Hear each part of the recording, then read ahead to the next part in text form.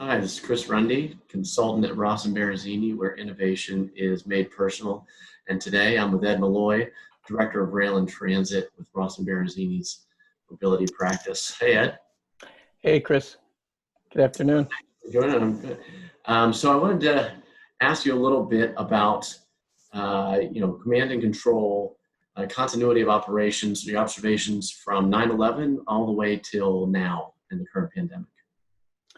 Sure. So I guess since 9/11, the focus was on building backup control centers in case you lost the primary control center completely or it wasn't available.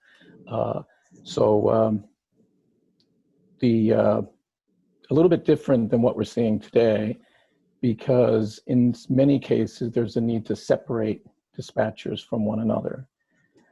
So if you have to separate dispatchers, you may need some additional facilities. Now, some agencies have leveraged those backup control centers to split people between the primary and the backup, but there have been instances where they've had some problems with that because they don't have the online collaboration tools that gives them what they need to communicate with each other. And so some have run into some rule violations and actually brought them back to the primary control center. So, in order to get them to move from the primary to the backup, tons of planning, tons of training went into that, and testing. So in order to separate people, whether it's in another room in the primary control building or another facility on the transit territory, there needs to be planning, and there needs to be training, and there needs to be testing. So that's what I think we need to look at going forward. So a couple of items that we need to look at in terms of technology. We need to leverage the online collaboration tools like Microsoft Teams and these tools that we've become so facile with over the last few months. Online messaging, so that they can communicate with people in the control center, virtual control center that they need to compete with, to communicate with.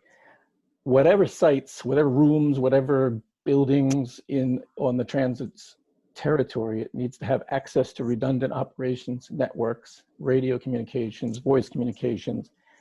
So there's a lot of planning that would have to go into that in order to designate these rooms to separate your staff. So we're discussing some of these options with our clients right now, and so we could talk with you about some options if you need any help in order to prepare for the next wave or the next thing, whatever that thing is. That's really interesting, Ed. And what comes to mind as things are reopening now, what do you think rail and transit agencies should be doing right now? Well, we have some time right now. If there is a second wave, for example, let's start planning right now for it so that we don't get caught off guard. No time like the present. Absolutely. Well, Ed, I want to thank you for your time and your insights. Thanks, Chris.